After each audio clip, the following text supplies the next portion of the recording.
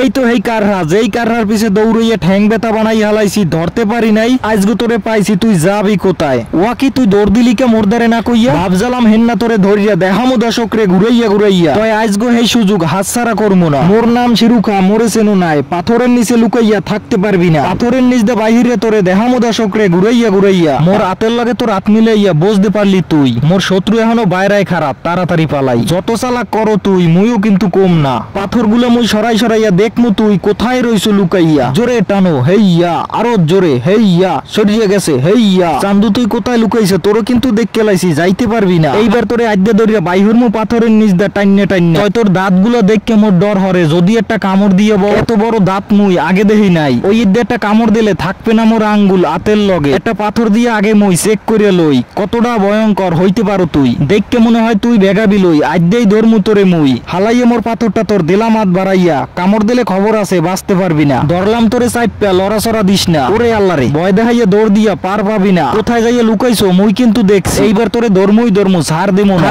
তুই মনে একটু সাহস লই লই, ধরতে হইবে চাইপা। এত দৌড়িয়ে লাভ নাই, ধরিয়ে তোরে দেখামো দর্শক রে ঘুরাইয়া ঘুরাইয়া। যত কামড়াইয়া ধরো পাথর, শক্তি কিন্তু মোর গায়ে কম নাই, কাম হইবে না।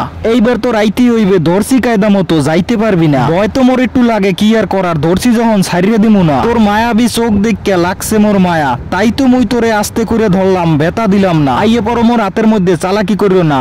অনেক হইছে তালবাহানা, এখন আর পারবা না। দেহ দি কেমনে ধরতে আছে পাথর গুলো খামচিয়ে খামচিয়ে। পাথর ধরো আর যাই ধরো, কাজ হইবে না। আইতে হইবে মোর হাতের মধ্যে, মাপ পাবা না। এই তো চান্দুরে ধরিয়ে লাইছি দর্শক, আপনারা দেখবেন, দেখামু মুই ঘুরাইয়া ঘুরাইয়া। এত বড় কাকড়াটি হাতের মধ্যে রাখতে পারি না, শক্তি ওর আছে অনেক, প্রয়োগ করে না। কাহিনী কি বুঝতে পারলাম না। ওর ভয়ঙ্কর ঠ্যাং দুইটা নড়ে সরে না। ভালো হইরে চাইয়ে দেখি ওর পেটের মধ্যে ডিম, বড় বড় ঠ্যাং দিয়ে ডাক্কে রাখছে, কেউ হাত দিলেই কামড় দিবে। এইটা হইলো ওর প্ল্যান। এই ঘটনা দেখা বুঝতে পারলাম, নিজের জীবন বাজি রেখা বাচ্চাদের বাঁচায়। এইটা আর কেউ না, এইটা হইলো মা। ওরে আর বেশিক্ষণ ধরিয়ে রাখবো না, কষ্ট যা দেওয়ার দিয়া দিছি, আর দিমু না। ওর মায়াবী চোখ দিকে থাকতে পারলাম না, এখনই নিয়ে সাগরে ছাড়িয়ে দিমু, দেরি করবো না। ও যেন আমায় বলতেছিল, একবার আমারে ছাড়, আমার বাচ্চাগুলো বাঁচাইয়া দেই, তারপর আমারে মার। ওকে দেখে অনেক কষ্ট লাগলো, ও কত কথা বলতেছিল মোরে, মই কিছুই বুঝতে পারলাম না। তাই তো বলি ভাই, কোনো প্রাণীকে বিনা কারণে মারিও না, ওদেরও যে কষ্ট আছে, ওরা বলতে পারে না। কাকড়াটিকে আরেকটু সময় ঘুরিয়ে ঘুরিয়ে দর্শকদেরকে দেখাতে পারতাম আমি।